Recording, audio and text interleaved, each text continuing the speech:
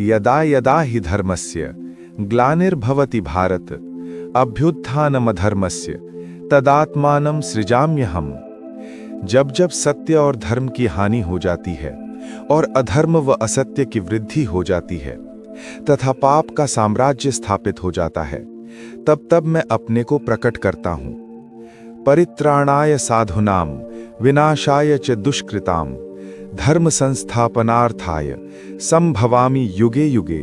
आगे भगवान श्री कृष्ण अर्जुन को कहते हैं, हे अर्जुन, मैं जिस योग की शिक्षा तुम्हें प्रदान कर रहा हूं, सबसे पहले कल्प के आदि में मैंने यही योग सूर्य को बताया था। इमं विवस्वते योगम प्रोक्तवान हम अव्ययम विवस्वान मनवे प्राह मनुर्ऋक्ष्वा कवे ब्रवीत। सूर्य ने इस योग को अपने पुत्र मनु को बताया और मनु ने अपने पुत्र इक्ष्वाकु को कहा।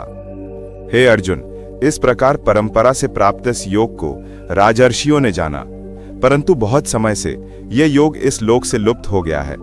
आज यही पुरातन योग मैंने तुझसे कहा है, क्योंकि तुम मेरे भक्त हो और सखा भी, इसीलिए मैं तुम्हें यह गुप्त ज्ञान प्रदान कर रहा हूं। मेरे अवतार धारण करने के 3 कारण होते हैं।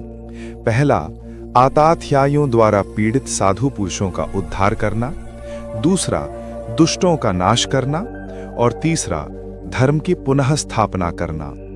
इन कार्यों के लिए मैं हर युग में प्रकट होता हूं। मेरे जन्म और मेरे कर्म दोनों दिव्य हैं।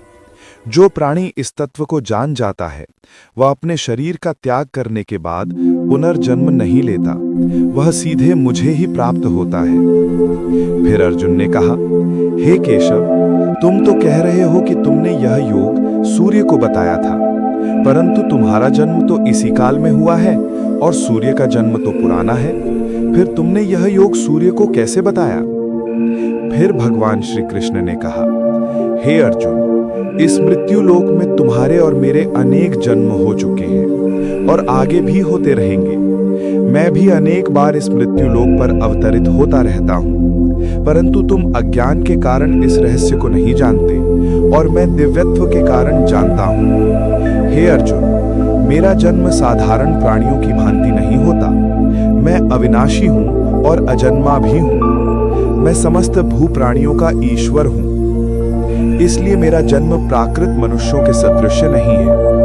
मैं प्रकृति को अधीन करके अपनी योग माया के द्वारा प्रकट होता हूं। फिर अर्जुन ने कहा, हे मधुसूदन, तुम सर्वेश्वर हो, समस्त चराचर के स्वामी हो, त्रिलोकपति हो, फिर तुम्हें मृत्यु लोक पर जन्म लेने की क्या आवश्यकता है? ये सुन भगवान श्री कृष्ण ने कहा, मुझे आवश्यकता नहीं, परंतु जब जब मृत्यु लोक के प्राणियों को मेरी आवश्यकता पड़ती है तब तब मैं भूलोक पर अवतरित होता हूं। अर्जुन ने पूछा, तुम्हारी आवश्यकता कब कब पड़ती है केशव? भगवान श्री कृष्ण ने कहा, यदा यदा हि धर्मस्य ग्लानिर्भवति भारत अभ्युत्थानमधर्मस्य तदात्मानं सृजाम्यहम्।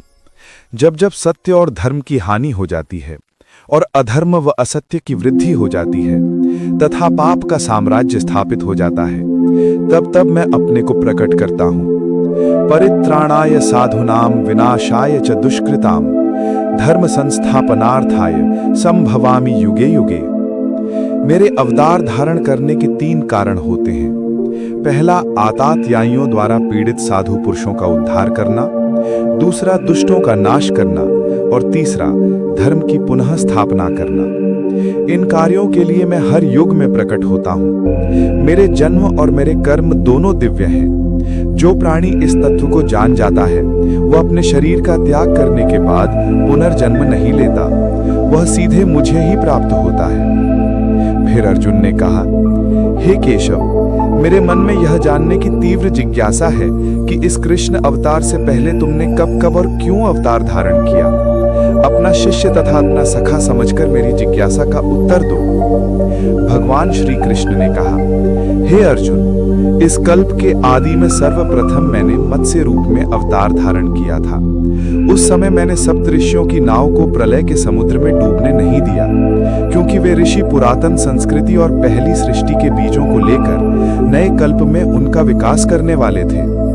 तत्पश्चात समुद्र मंथन के समय जब मंदराचल पर्वत स्थिर नहीं रह सकता था, तो मैंने कूर्म रूप धरकर उसे अपनी पीठ पर धारण किया, ताकि देवता और दैत्य मिलकर सागर से अमृत प्राप्त कर सकें। फिर जब दैत्यों ने अमृत का घड़ा देवताओं से जबरदस्ती छीन लिया, तो देवताओं की सहायता के लिए मैंने मोहिनी रूप धारण किया।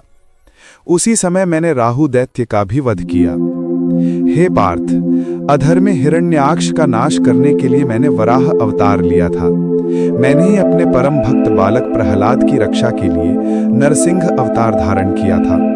हे पार्थ, मैंने वामन अवतार धारण करके असुर राज बलि से 3 पग धरती मांगी थी। तो भगवान श्री कृष्ण ने वामन रूप में कहा, हे राजन, हमें यज्ञशाला के लिए थोड़ी सी भूमि की आवश्यकता है, सो आप कृपा करके मुझे उतनी भूमि दें जितनी मैं अपने पैरों से 3 दग में नाप सकूं, तो मैं संतुष्ट हो जाऊंगा। तो बलि ने कहा, मैं महात्मा प्रहलाद का पौत्र और महाराज विरोचन का पुत्र बलि प्रतिज्ञाबद्ध होकर संकल्प करता हूं कि ब्राह्मण पुत्र वामन को 3 पग धरती दान करता हूं। तो भगवान श्री कृष्ण ने वामन रूप में कहा, 2 पग में तो मैंने सारी त्रिलोकी नाप ली, 1 पैर से भूलोक, दूसरे पैर से स्वर्गलोक नाप लिया है, तीसरा पग रखने के लिए तुम मुझे कोई स्थान नहीं दे सकते। तो बलि ने कहा, आप अपना तीसरा पैर मेरे सिर पर रखिए। आगे भगवान श्री कृष्ण ने अर्जुन को कहा, हे पार्थ, जब रावण ने पृथ्वी लोक पर हाहाकार मचा दिया था, तब मैंने त्रेता युग में राम अवतार धारण किया था। तो भगवान श्री कृष्ण ने राम रूप में रावण को कहा, धर्म की मर्यादा भंग करने वाले पापी, तेरे समस्त पापों का दंड आज तुझे अवश्य मिलेगा। आगे भगवान श्री कृष्ण ने अर्जुन को कहा, हे पार्थ, मेरे इस दिव्य और अलौकिक स्वरूप को ज्ञानी मनुष्य जानते हैं और मेरे बताए योग का आचरण करके मोक्ष प्राप्त कर